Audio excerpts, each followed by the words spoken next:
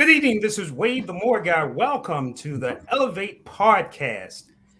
Now, you said, Wade, why do you name this podcast Elevate?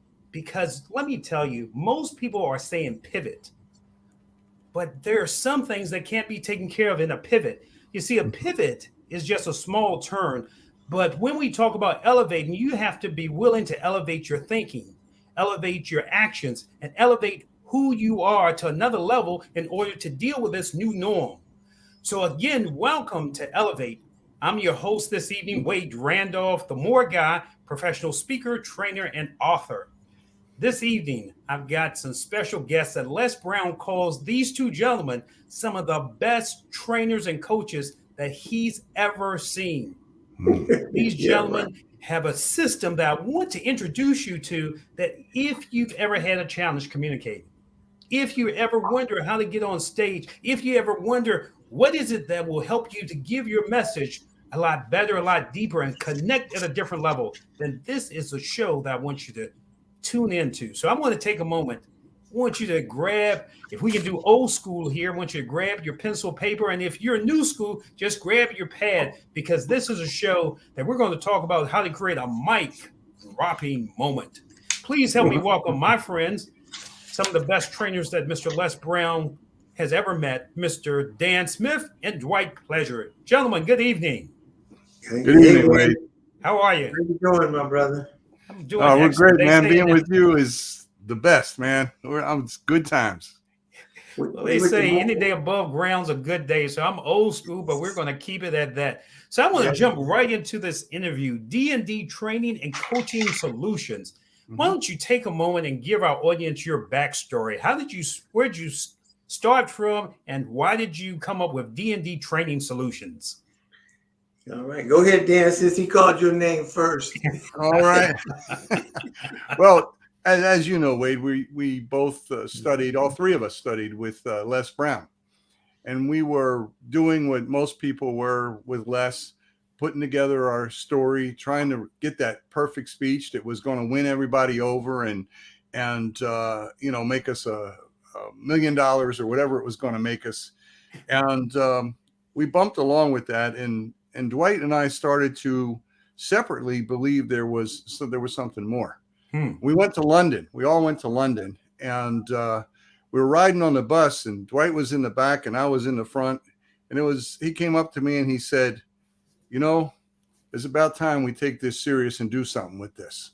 And we have the ability to do something different than other people are doing. We see things maybe a little different, and let's put it out there and see where it goes. Yes. Yeah. Just to kind of pick up on that, first of all, thank you for inviting us today.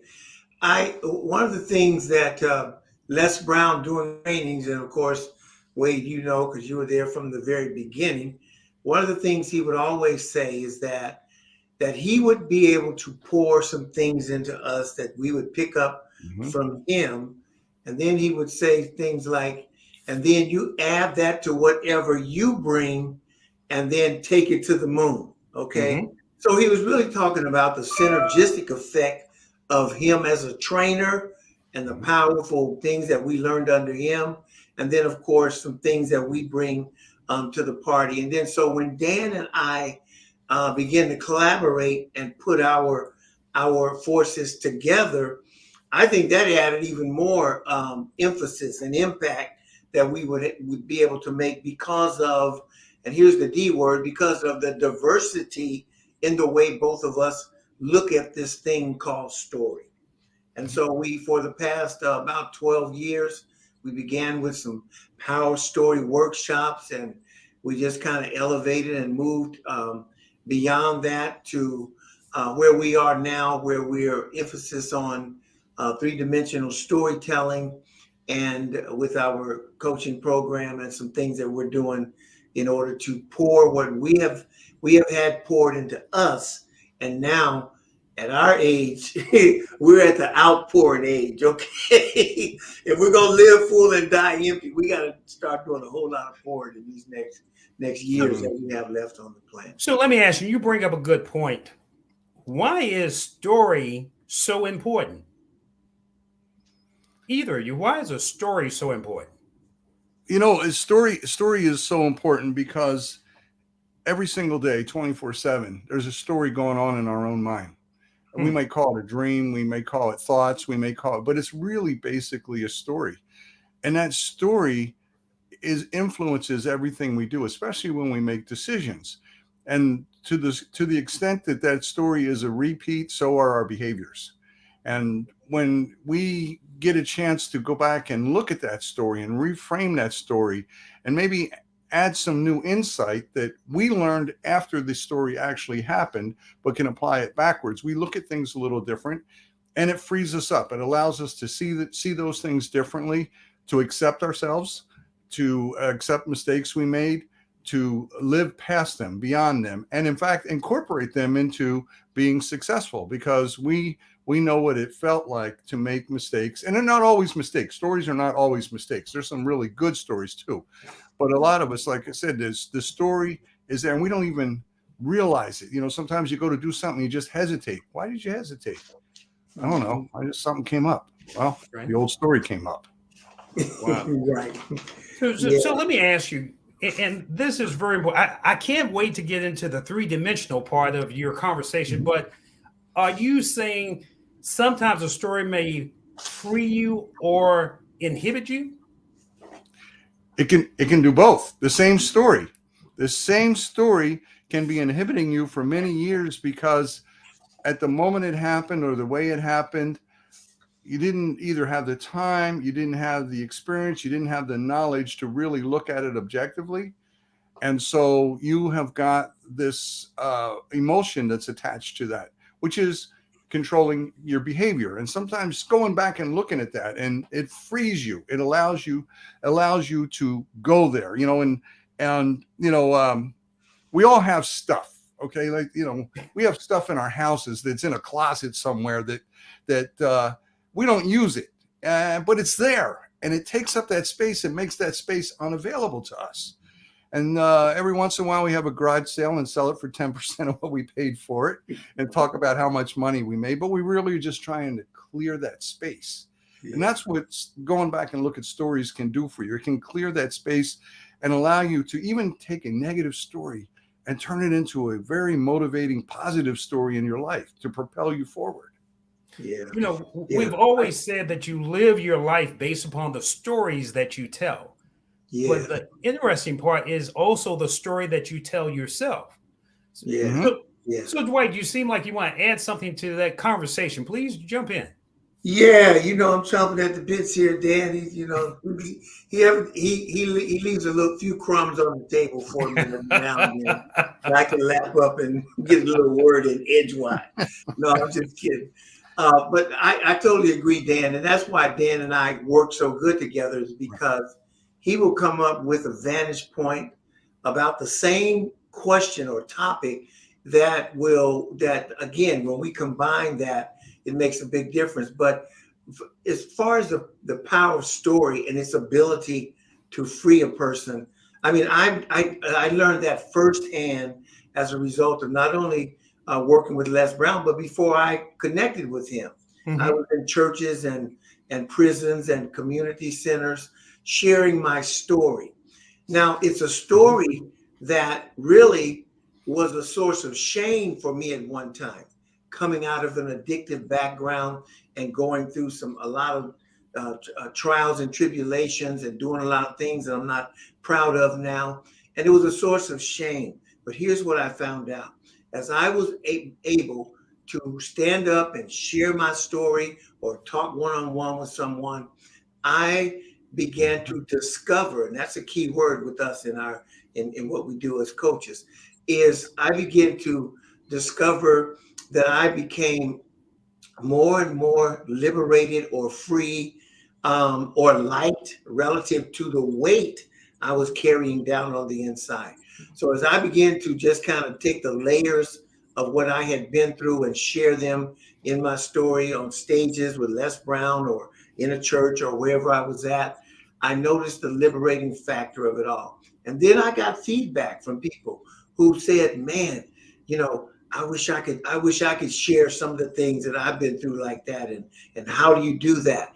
That was feedback to me that told me that there's something inside of many people that they don't just want the story to be inner conversation. They want parts of their story to become outer conversation.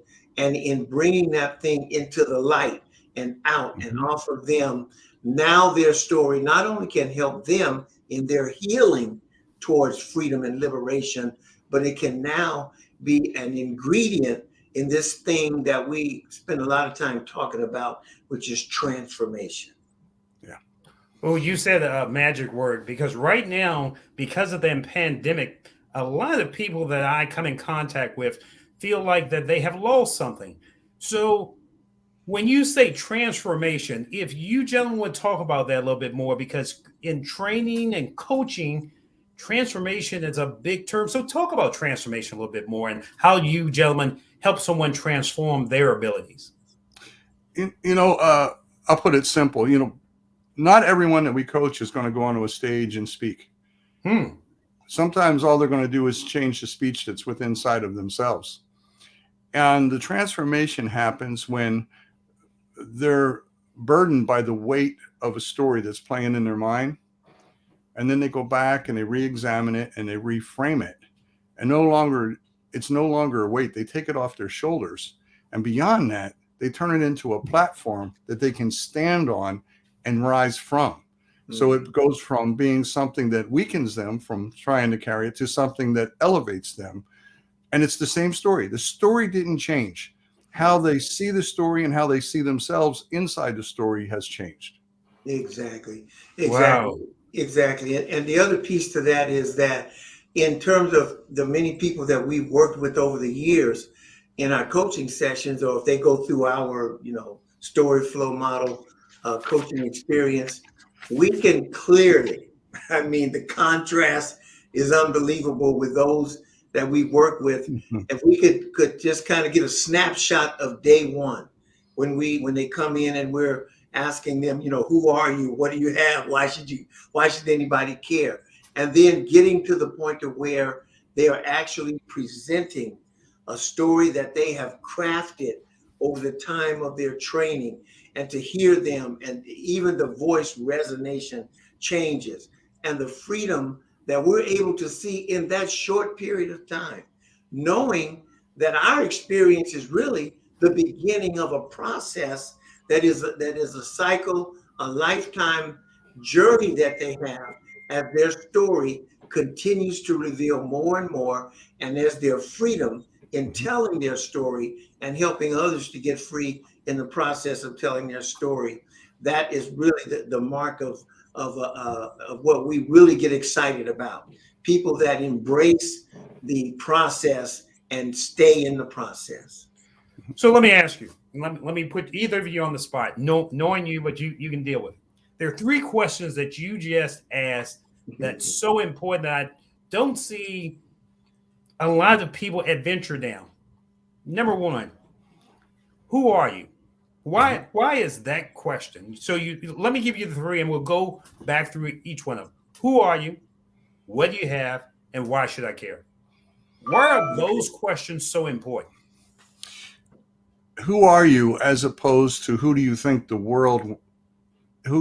the world to think you are? And when you find out who you are and you can be comfortable with that, flaws and all, whatever they are, good. Because if you don't do that, if you're focused on and hiding it, you're not showing the good stuff, the good characteristics that you have. You're hiding everything. You're minimizing. You're projecting an image that you want people to see.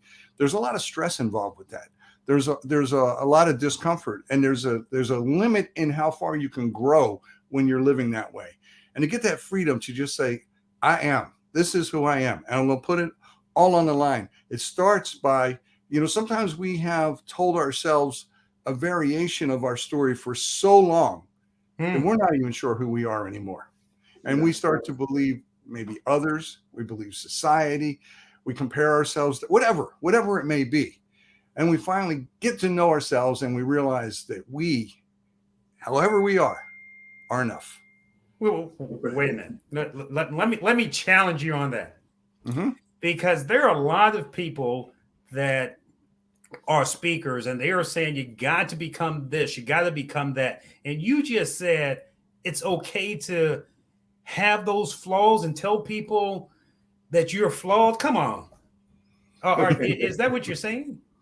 No, listen, if I don't tell some of the things that happened in my life that I never wanted to ever speak about, I'm not going to reach anyone else that happened to also. Wow. That doesn't have anybody else to talk to.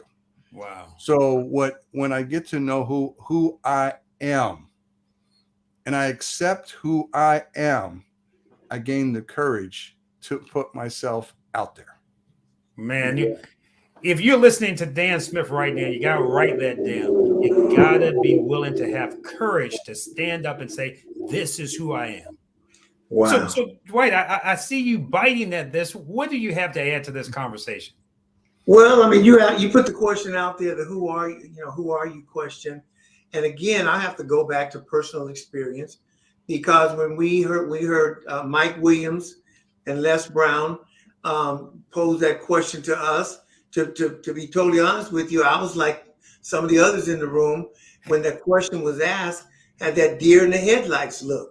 Yeah. Because we have never really oftentimes have asked ourselves that question. And then in the asking, when someone hits us with it, let's just say our inner conversation has a story that is contradictory to who we've been portraying ourselves to be. So now we have to deal with that inner conflict, with that contradiction that is rooted in who we are. So that question then, sometimes the person that we know we are on the inside is not someone that we may be proud of, or we may know the goods on ourselves.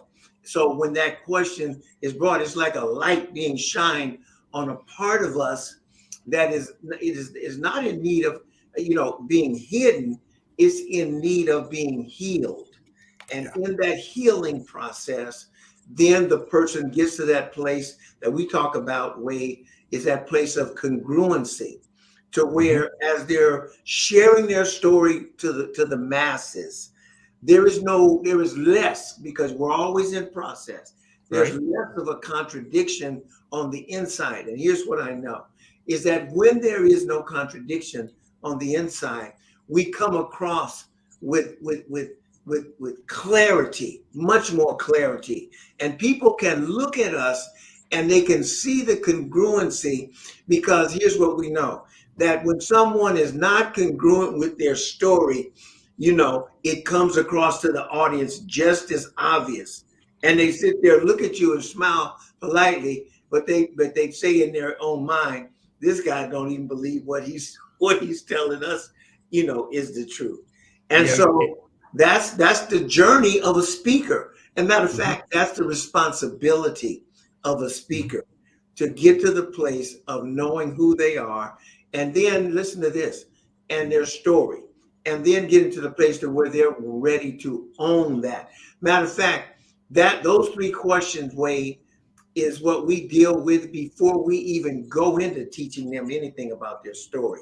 We work with that until the person that we're working with is ready to let down the walls. Why? Because in that conversation, our goal and our strategic objective in that first session is to create a safe place for healing, for freedom, for transparency, for vulnerability, and ultimately we're creating a safe place that will result in freedom and a person with a powerful story that is going to change and revolutionize other people's lives with transformation. So I thought of something real quick on that, Wade, if you don't mind. For the audience that's listening in, who are you? What do you have? And why should I care? Is that what you deal with?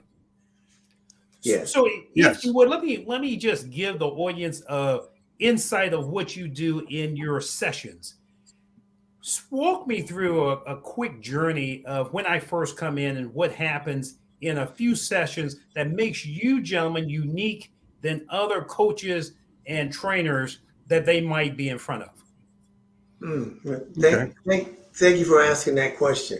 I think I just shared a little bit about that first session. Yeah, you You piqued did. my curiosity, so I want to hear more. In terms of creating the environment. Yeah. And the next place we go, and Dan can really speak on this, but the next place we go is to something that we created, a tool called the Life Experience Resume. Mhm. Because we maintain that everybody has a story. Now, you may not have wanted to share your story or never thought about being on the stage, but you have a story. So in this life experience resume that the client works through and we work through with them, they are going back into their life and looking at, where they've been, where they've come up to this very point. And there are certain events, there are certain things that have happened to them, certain things that have happened around them, and they're able to bring that in and put that just right in front of them. And what we call that is the life experience resume is an endless source of content for storytelling, because if we close our eyes and just put our finger on one of those items that they put on their life experience resume, we can say, okay, I see you said this here at age 5, such and such happened. Tell me why, give me the backstory to that line item that you put there. And 9 times out of 10, we're going to hear elements of story. Yeah. And in a life experience resume, a lot of times people put the labels that society's put on them. They don't go beyond that. We go beyond that. I'll give you an example. Father. They might put father on the resume. Okay. Mm-hmm. Is there only one type of father? Is everyone the same type of father? Absolutely not.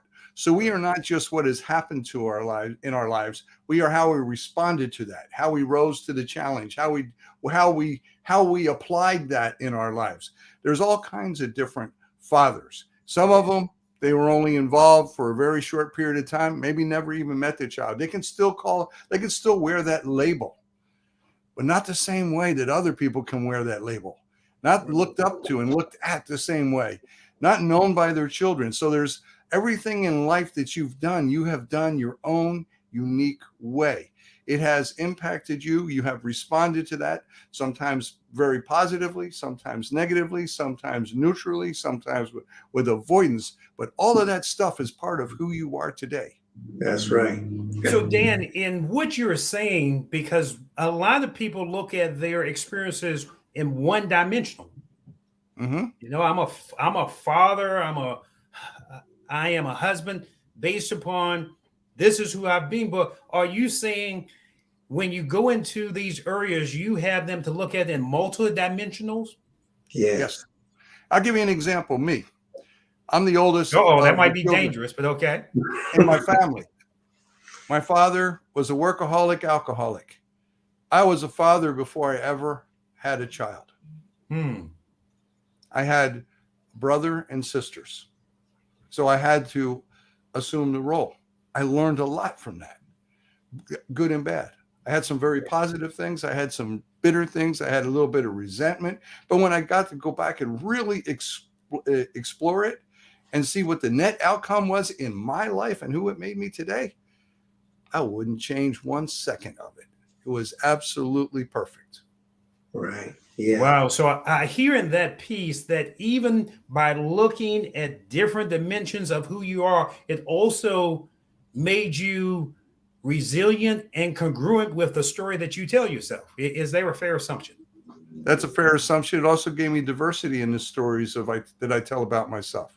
I can talk about overcoming problems. I can talk about being too young, being inexperienced. I can talk about how I took it into life. I can talk about how I got, at some point in time, I got tired of being a father and didn't want to do it anymore when I actually was a biological father. And that was only momentary thoughts, but they were thoughts. And I can be honest with that. I can say, you know what? I've been a father since I was 8 or 9 years old. I want to break and own that, because I'll bet you I'm not alone. Now let me ask you, because I so much applaud what you're saying. When you tell those type of stories, when you have that freedom to tell an audience those type of dimensions of what you've been through, what you're thinking, what does it do to the people that you're telling it to? How does that affect them? You know, with everything that I believe all of us, I'll lump us into one group for this answer. I think all of us are the same. Everything that happens to us, we put a value to it, a positive, a negative, or whatever it may be. And sometimes it limits us, and sometimes it's not right. I'll tell you an exercise that I do with different groups. I make a line. Say this line is north and south, and I say to everybody who believes you deserve, this is the front of the line. I want you to line up as the front of the line is, I am absolutely deserve it the most. I deserve this, whatever it may be. I deserve to be successful. I deserve love, whatever you want to have. When I do it with adults, they line up. If the line is north and south, they line up east and west. And sometimes it's front to back. And sometimes they'll put enough space for 15 people to be there. And I'll say, well, close the gap. No. I belong back here. What is that? That's a weight they're carrying. That's a weight that they developed. Now listen to this. When I do it with kids, they all get to the front of the line and line up north to south. Everybody's on the front of the line. If nobody's there, they turn around and look for them, and they go get them and bring them to the front. Oh. So somewhere along the line, that weight, those judgments that we have about ourselves, that we deal with on a daily basis internally, but don't let them out. That's what I was saying before. Everything you've ever done in your life impacts every decision you make in your life, including your own value. And once we realize that we're not alone, that we all have these thoughts, that we can share these thoughts and give people the courage to share things that they have done that I haven't done, that'll even reach more people, the more we're going to get people to all stand shoulder to shoulder at that front of the line and say, I deserve. Wow. Dwight, I see you. Would you like to add anything that he has not said? I mean, he didn't leave a lot on the table. What else do you want to add to that? Yeah, I think I would say, because you ask us about, the experience that a person might have with us. And we talk about this being the, 3D story flow model. And story flow is a big deal in terms of how a story flows. And we've heard stories that sometimes don't flow so well, and we end up losing, our focus and engagement with the storyteller. But when we talk about this three-dimensional storytelling, L.C. Robinson had a quote, and Les used to tell us this all the time, and you remember it, Wade. He would say, things may happen to you and things may happen around you, but the only thing that ultimately matters is what happens in you. Yeah. So Dan and I have worked with people, and we would notice something before we really saw this insight that we really take it to the next level. Is we would notice that people would tell us what happened to them and what happened around them. But many of them had difficulty in connecting a feeling state with whatever that experience was. Yeah. Now, oftentimes that feeling state is something that might be very painful. It may be something that they don't even have the wherewithal in them, the emotional strength to articulate how they felt. So that's okay. They leave it there. So one of the things we're able to do in our two-on-one sessions that we would have, where we're able to, Dan and I are able to work with the person, we are able to help them to bring some of those things forth. Like, for example, Dan just shared the fact that when he was young, he basically had to grow up too soon because he had to become the father. If the thing that I would ask him, if he was telling me that story and we were having a session, I would say, Dan, and he didn't share that with us, but I would ask him, Dan, how did it make you feel to be put in that position as a young man, as a young boy that had to grow up too soon? And then I would wait for the response. Oh, so you take him deep itself. Yes. And he probably has a feeling state to go along with it. So it's at the point, this is it, Wade, right here. This is the crux of it. At the point in which Dan connects what he's been through with how it impacted him on the inside, he gets into the realm of the commonality of the human experience. So if he says, you know, it made me feel, well, how did it make you feel, Dan? Let's just. Well, you know, it's very interesting that you said that, because at the time that it was happening, I didn't allow myself to feel, I thought. Oh, And then when I got older, I started to resent it a little bit. I got tired of it a little bit. But what's interesting is it fits into the flow. When you go back into the flow, and I realized the flow, that I did have feelings at the time, but I yes. did not have the ability to express them. So when we put it back into the flow, it all works. Most people have all of the components of their story, or most of them, but they're scrambled up, and it's confusing, because honestly, until you go back and like you just did with me, Dwight, make us think about it. I thought about it and I said, you know what? I did have feelings at that time, but there was no place to take them. That's right. And the other piece to it is that you had those feelings, and those that are listening to you can relate, okay? Because we relate as human beings. They can relate to possibly being in their own family of origin, being put in a position where mom wasn't there as the adult in the family, dad wasn't there, and they can then sit there and go, you know, I know exactly what he's talking about.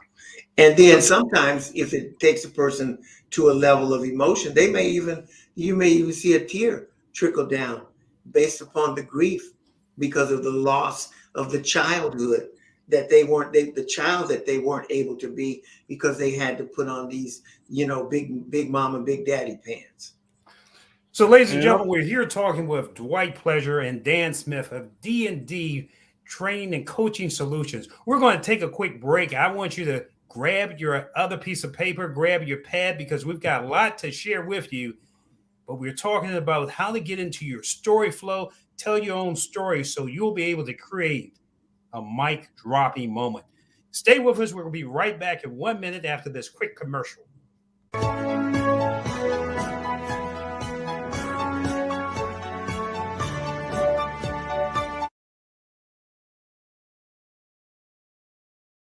Invest in yourself, and I encourage you to get all of Wade's products. Why? Because Wade Randolph is a messenger of hope. He will motivate you to pursue your dreams and to get out of your head and step into your greatness. Make sure you do that. Patricia Rubin from HCA Physician Services, and we had the pleasure of hosting Wade Randolph today for Leadership 911. It was an amazing training for about 50 managers that support our practices in the Richmond, Virginia area. He covered a lot of different items as far as communication and courage and helping leaders have the tools that they need to be successful. So thank you, Wade, for your time, and we can't wait to have you back.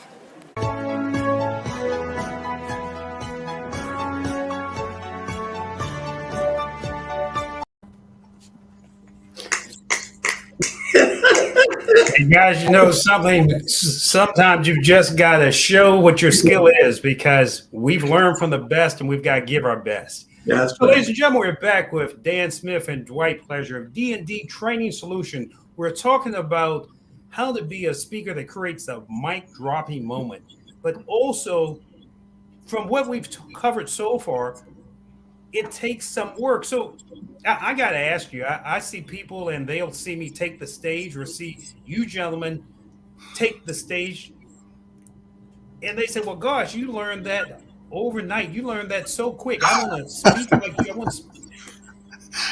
So just give us a hint, because a lot of people see the finished product, but they don't see the work that it takes. Would you just elaborate on that and how your training solution moves people along? For me, I think as I look back that I always had a little bit of natural ability. And when people would reflect that back, I would run away from it. And I think that's another point that I wanted to make with this in learning your own story, because it's not just about getting up on the stage and speaking. It's about accepting that job offer, or accepting that promotion, buying that new house, or whatever it is that you want in your life. But at the last minute you say, no, there's a story going on. And when I started working with Les, I had that story. And the first time Les stood me up, I don't know. If I was holding a glass of milk, I'd have handed you a milkshake. I was just that nervous, and I didn't want to do it. I wanted to run. I wanted to go. I didn't want to be there. And what it took feedback from someone that you respected and you know that they care about you, and they're not just saying things to say. And Wade, you were part of that. Dwight, you were part of that, and there were several other people that were part of that. In fact, the only book that I've ever written, I put it off until a friend of mine contacted all of the platinum speakers and said, send Dan Smith one line that he said that you can't forget. And I looked at that and said, it's a disservice to all of them if I don't turn that into a book. Yeah. And that became a book. And it's about putting yourself out there with people you trust. And then on the other side, if you're the coach, getting to the point where people trust you, showing enough of yourself that they understand that we're all equals. We're just in a different spot on the timeline. You know, I don't want to run past this point because there are a lot of people that I will encounter and said, you know, I've got to do this. I've got to make it happen. And I will often say, who is it that will hold your hand and lead you down the lane so if you fall, they can pick you up? And you said it so eloquently, put yourself out there with people you can trust. Mm-hmm. Dwight, people out there. Say again. What's your thoughts? We were talking about put yourself out there with people you can trust. Right. How important is trust in what you gentlemen do? It's very important. I mean, it goes back to the point we were making about creating a safe place. Yeah. And we don't have a long time to do that. But a lot of people kind of know about us in the beginning. I mean, before they even get involved in a coaching session.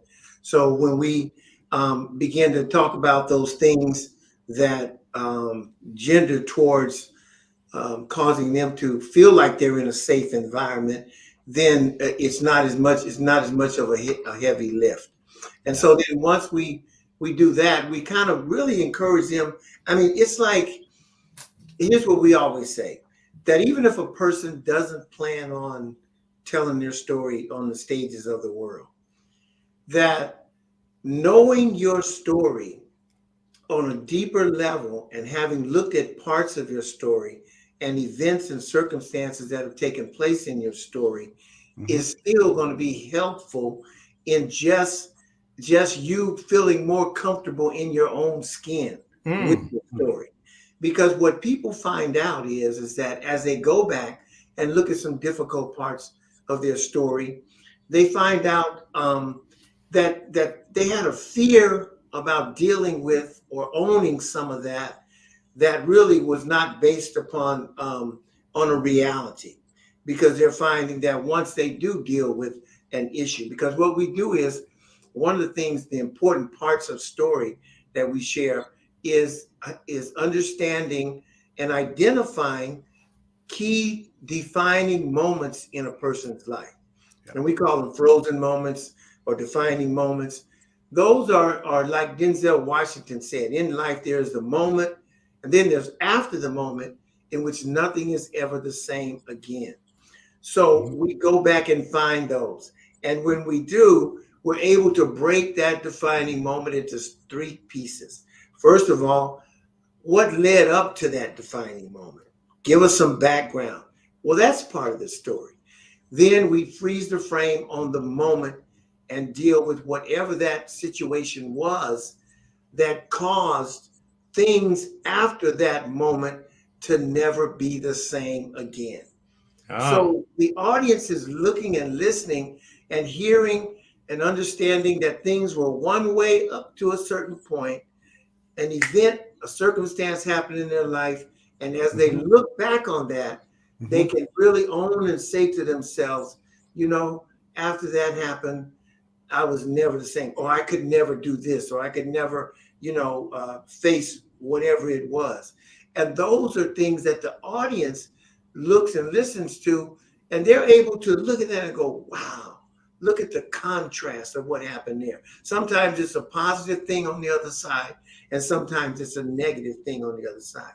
But at the end of the day, when we all begin to look over our lives, we can see that there were moments that made a tremendous difference in our lives. And we encourage storytellers to find those pearls of great price and let them become laced and put into your story at various times in order to keep the engagement, but also to make impact on the audience and have opportunities to, go deeper than you would ordinarily go apart from those defining moments.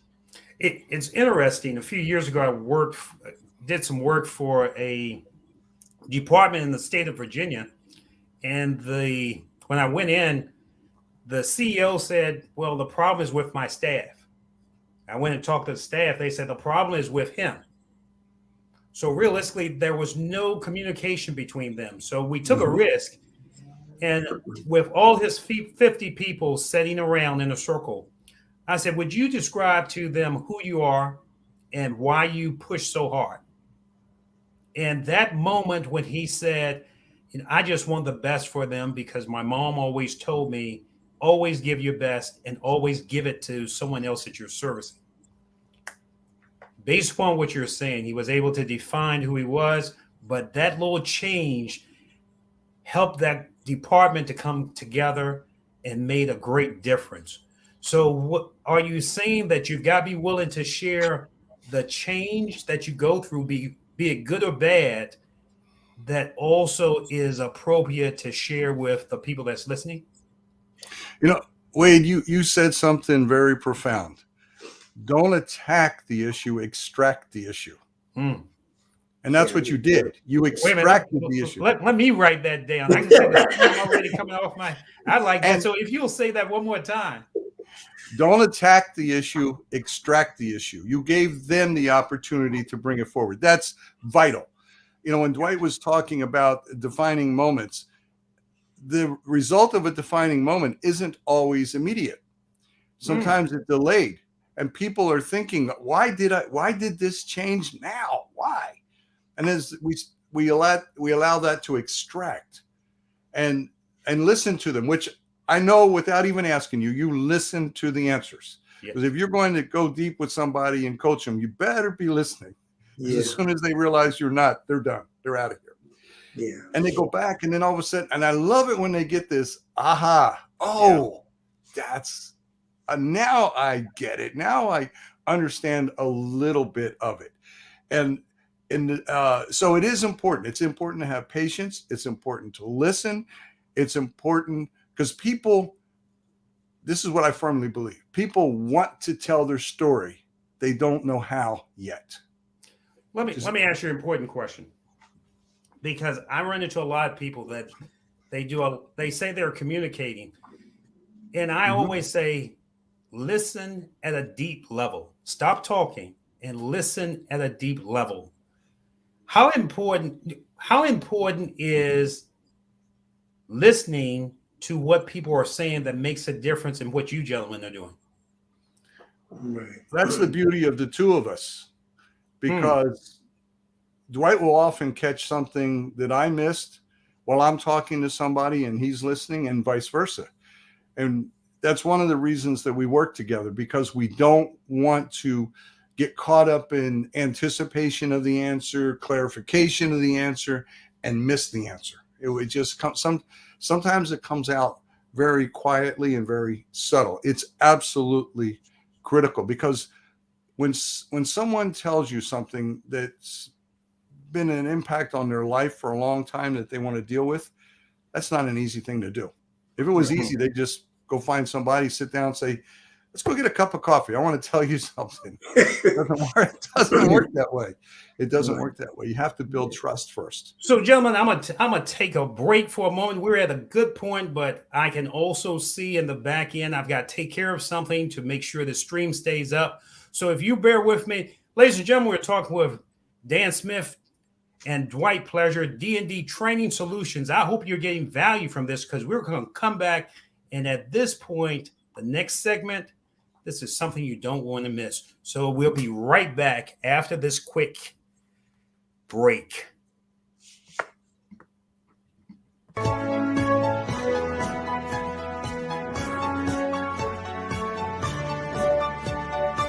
regardless if you're a non to business or any type of business, it's about connecting. It's about hearing new information that can drive you forward. It's more about coming together with people with like minds in order to make your business grow. You don't wake up wanting to be mediocre and just do just enough.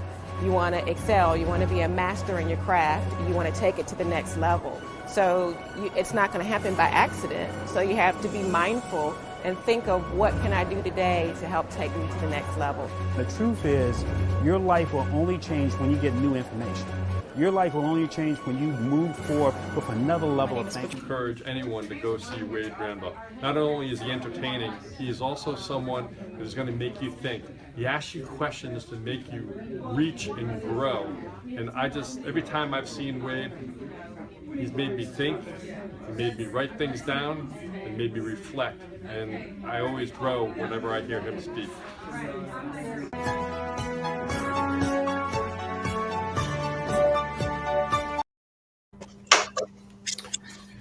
Gentlemen, thank you for your patience. Thank you for the listening audience for being there. So I'm going to jump right back in here. First, if you will take a moment and give your contact information for D&D Training and Coaching Solution, please.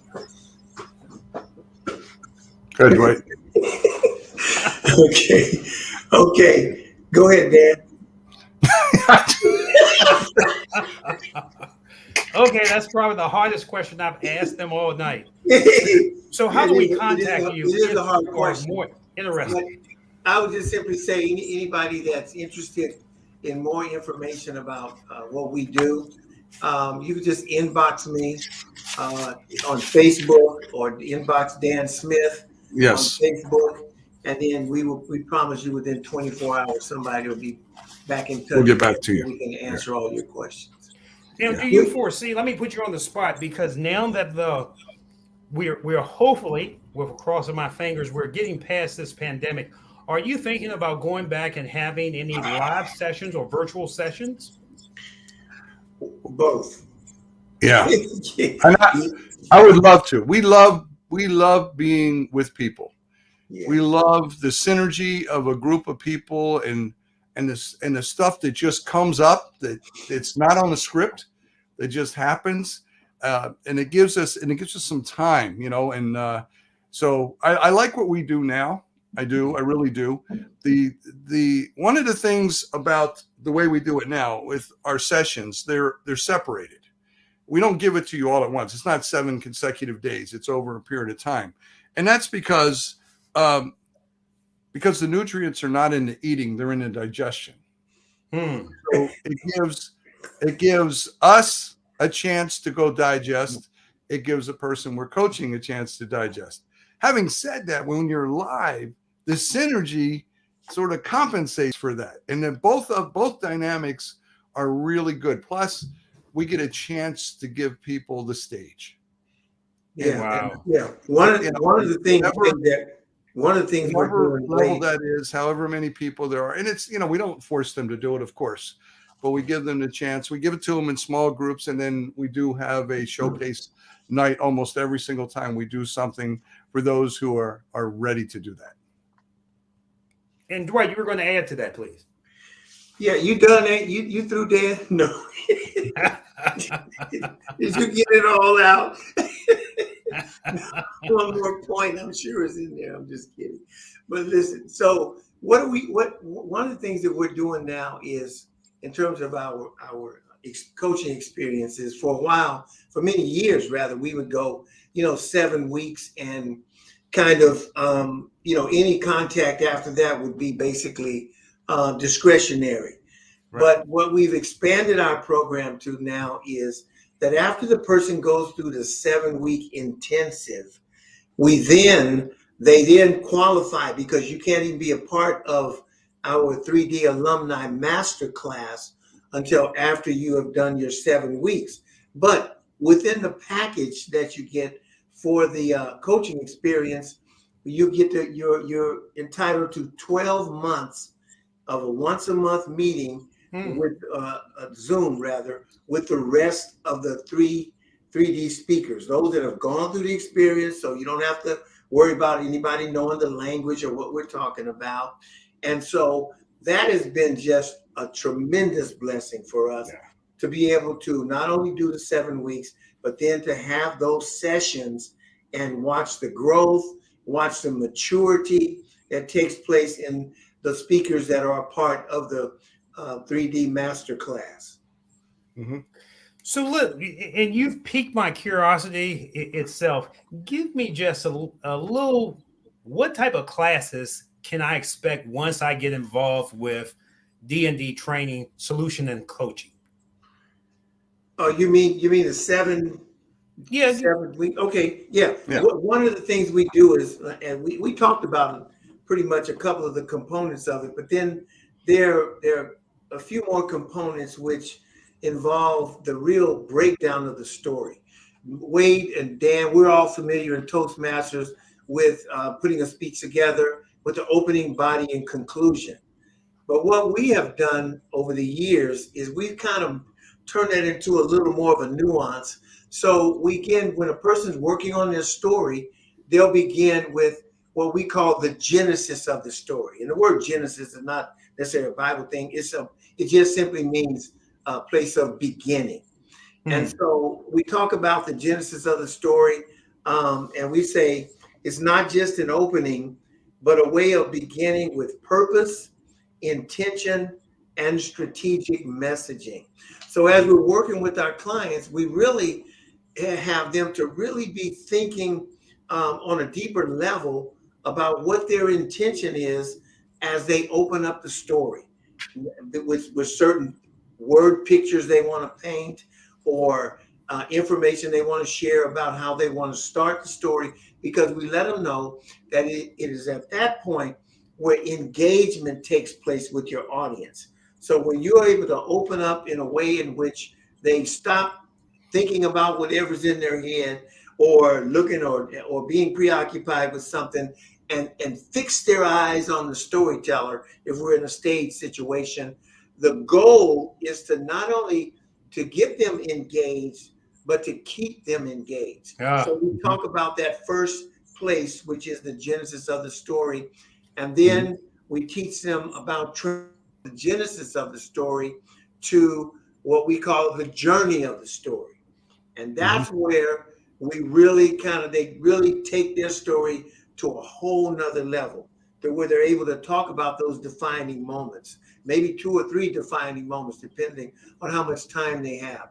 So we work with them through that portion of the story. And again, that's where you have the emotions, or the highs and the lows of the story, the victories, defeats, and all of those nuances of story. And then we can't leave them there on the journey. We've got to bring them in. So the third place, and these are individual settings that we work on a specific thing at that particular time. Then that third place they go is what's called the resolution of the story. And I like what we define that as. It's not just the ending or conclusion, but a point in the story where dramatic complications are worked out or made clear to the listeners. So it's like bringing things in, but wrapping things up in a way that the flow of the story has brought them to the place to where there's nothing left but to be able to allow the person to hear, kind of like, and they all live happily ever after. Okay, we used to love to hear that when we were growing up.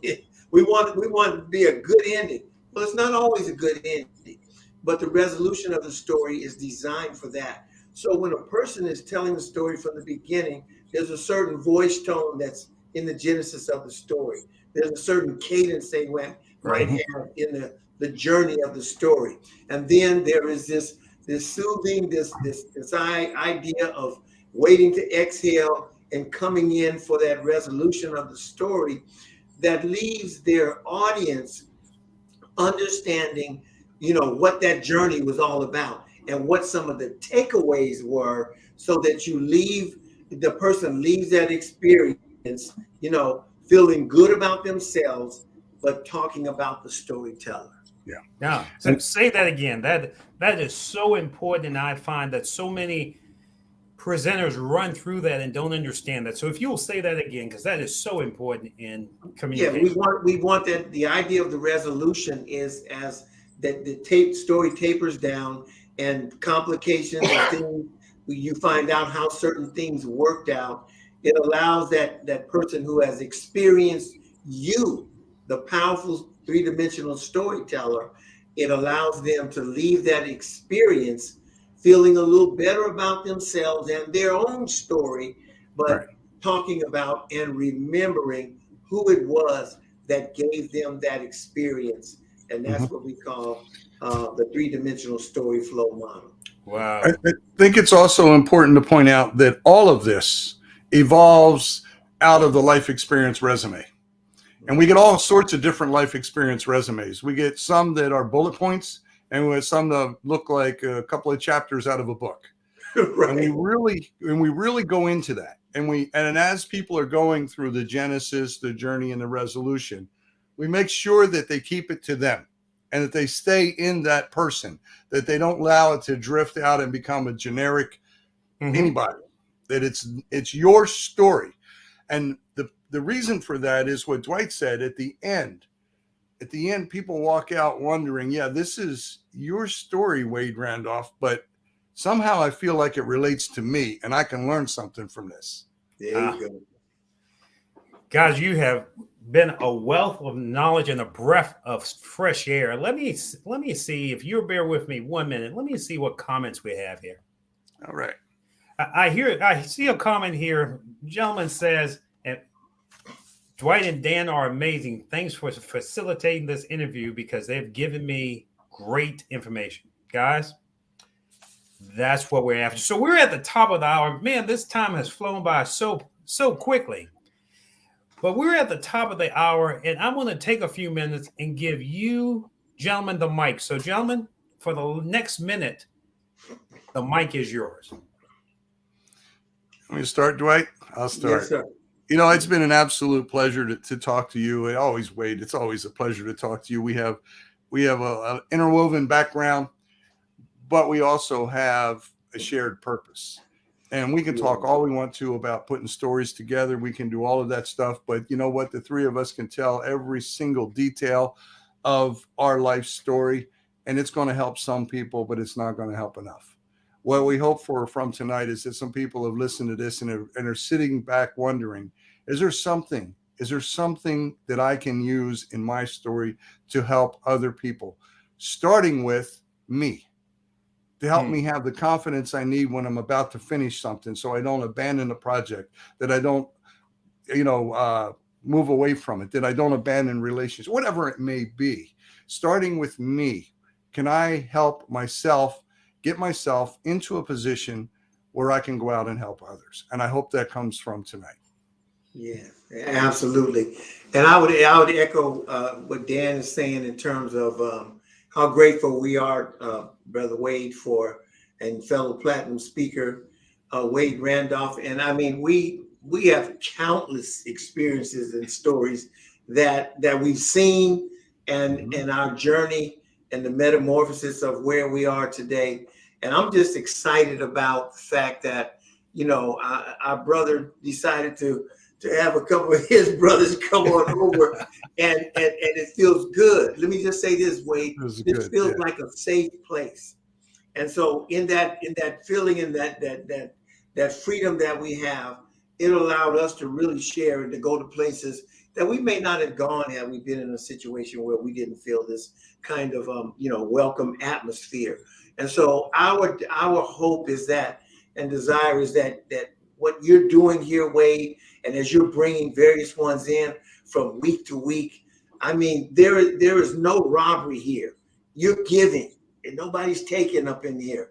Yeah, you got your promo, and then we're gonna have to come up with our little 60-second moment too, okay? But I'm just excited for you, and so we're all happy for each other, and we're honoring, our mentor that basically told us we would be able to do these kinds of things going forward, and so here we are. So I'm excited about that, and I just appreciate you again for giving us an opportunity to come and hang out with you and just have a good time doing what we do. Well, you know, guys, years ago we learned one secret, that sometimes in life you need a cheerleader and you need a coach. Yeah. And we have been that for each other throughout the years. And I look forward to doing that as we accomplish our mission. So I'm going to put you back on the spot. If you would give the listening audience your contact information one more time. Okay. All right. If you want to contact us for now, because we're doing some work with our website and some other things that we're scaling up. Yeah. You can contact us both via our Facebook pages, and some of you already have my number. You just been waiting to pull the trigger as far as go ahead on and have that conversation.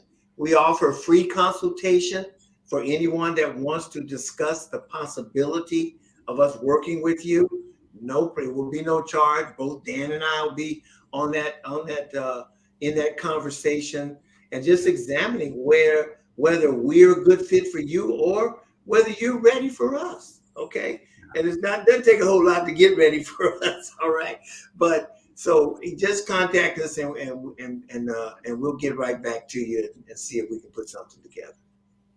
And ladies and gentlemen, we're at the top of the hour. So it's been my pleasure to be your host with two of, as they say, my brothers from another mother, but my friends for years, because I hope you've gotten value from just this 60 minutes of what we're talking about and how you can move your story from just where it is, maybe dull to dynamic to a mic dropping moment. So join me in the next couple of weeks as I bring on another guest expert, not to pivot, but to elevate your thinking, your skills, and who you are. So as I say, as I end all shows, there are three types of people in this world: people that make things happen, people that watch things happen, and people that will wonder what happened. Make sure you make things happen. This is Wade the More Guy, and I'll see you in the next couple of weeks with Elevate. Have a great evening. All right. Thank you. All righty. Thanks again, Wade. We appreciate you, brother. Thank you. My pleasure, guys.